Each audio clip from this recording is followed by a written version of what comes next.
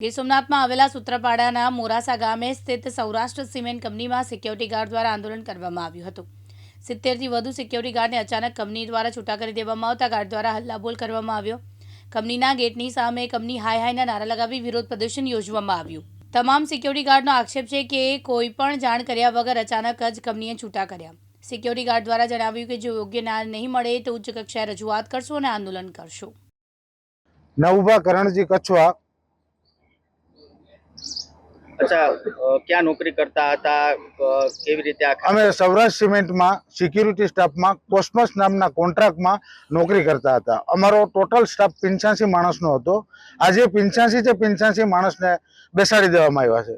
ગઈકાલે સાંજના અમારા કોન્ટ્રાક્ટરે કોન્ટ્રાક્ટર આવેલા માણસે અમને કીધું કે અમારો કોન્ટ્રાક્ટ પૂરો થઈ ગયો છે, તમારે કાલથી ડ્યુટી ઉપર આવવાનું નથી। એટલે અમે એને પૂછ્યું છે, સવાલ કર્યા છે કે શું કામ ભાઈ અમને છૂટા કરવામાં આવે, તો કે મેનેજમેન્ટને તમને રાખવાના નથી, તમારી કામગીરી સારી નથી। મેનેજમેન્ટ અમે પાત્રા સાહેબ પાસે એક વખત સમય પણ માંગ્યો મળવાનો, પણ સમય આપ્યો નહીં। કેટલા ગાર્ડને છૂટા કરવામાં 85 છે, 85 એક પણ માણસને રાખવાનો નથી। મેનેજમેન્ટનું કારણ કંઈ બતાવતા જ નથી। ડાયરેક્ટ છૂટી કરવામાં બીજા માણસોને બોલાવી લીધા છે અને અમારી જગ્યાએ બીજા માણસો કામ કરે છે। તો આજે અમારી રોજીરોટીનું શું? અમે એટલા વર્ષ છે, કેટલા બહારના લોકો છે? સ્થાનિકમાં 50% સ્થાનિક છે સાહેબ। અત્યારે તો કમસે કમ 35 થી 40% પણ નથી સ્થાનિક। અત્યારે સ્થાનિકને એકને પણ રાખવા મેનેજમેન્ટ માંગતું નથી। શું કારણ? એનું કઈ કારણ તો છે ને? કારણ બતાવે તો થાય ને સાહેબ। મેનેજમેન્ટની દાદાગીરી કારણ અત્યારે ક્યાં આંદોલન કરી રહ્યા છો? અત્યારે સૌરાષ્ટ્ર સિમેન્ટના ગેટની સામે અમે ન્યાય માંગવા માટે 85 જણા હાજર છે અત્યારે અહીંયા, અને જ્યાં સુધી ન્યાય નહીં મળે ત્યાં સુધી અમે મેનેજમેન્ટની સામે આંદોલન કરતા રહીશું। સર, મારું નામ મુન્નાભાઈ વજુભાઈ મેર છે। હું સૌરાષ્ટ્ર સિદ્ધિ સિમેન્ટની અંદર છેલ્લા 8 વર્ષથી જોબ કરું છું સિક્યુરિટી ગાર્ડની અંદર, અને આજે એક તાત્કાલિક નિર્ણય લીધો છે કંપનીએ, જે કંપનીનું મેનેજમેન્ટ છે એને કે ભાઈ કોસ્મોસ મેન પાવરની અંદર જેટલા બી સિક્યુરિટી ગાર્ડ જોબ કરે છે એને તાત્કાલિક ધોરણે છૂટા કરી દેવામાં આવે। તો આ નિર્ણયથી અમારા જે 85 માણસો છે એ બહુ નારાજ છે, અને રોજીરોટી માટે અમે ન્યાય કરવા માટે અહીંયા ઉપસ્થિત થયા છે બધાય।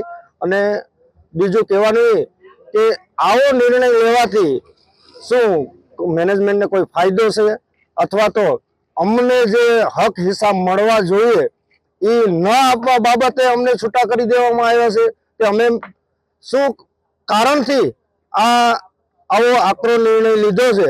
બરાબર, ગ્રેજ્યુટી અમારી રજૂઆત પણ કરી છે। કોને રજૂઆત કરી છે? અમે નાયબ કલેક્ટર સાહેબને રજૂઆત કરી છે, મામલતદાર સાહેબને રજૂઆત કરી છે, એસપી સાહેબને રજૂઆત કરી છે, અને આજે અમે આજુબાજુના નેતા એમાં ધારાસભ્યશ્રીને રજૂઆત કરેલી છે, એમપી સાહેબને બી રજૂઆત કરેલી છે, અને આજુબાજુના આગેવાન સરપંચો બધીને સાથે લઈ અને અમે રજૂઆત કરી છે। તે છતાં આ કંપની મેનેજમેન્ટ છે એ અમને ન્યાય આપવા તૈયાર નથી અને કોઈનું માનવા તૈયાર નથી। તો આનું કારણ શું છે? અમારી રોજીરોટીનું શું? આજે અમારા બાળકો, તમામ જે સિક્યુરિટી ગાર્ડ છે એ લોકોની શું માંગણી છે? અમારા બધી સિક્યુરિટી ગાર્ડની માંગણી એ જ છે કે અમને ન્યાય આપો, નોકરી આપો, અને નોકરી આપતા અમારી જે ગ્રેજ્યુટી અને અમારું જે CLPL વળતર થતું હોય એ અમને આપે। આજ સુધી અમને કોઈને ગ્રેજ્યુટી નથી આપી, અથવા તો CLPL ની કોઈ પણ જોગવાઈ નથી કરી મેડિકલ, અને બીજા નંબરમાં CLPL ની તો જોગવાઈ થઈ ગઈ છે તે છતાં નથી આપી, ને છૂટા કરવા હોય તો VRS આપે અમને। પરેશ જાદવ, દિવ્યાંગ ન્યૂઝ, ગીર સોમનાથ।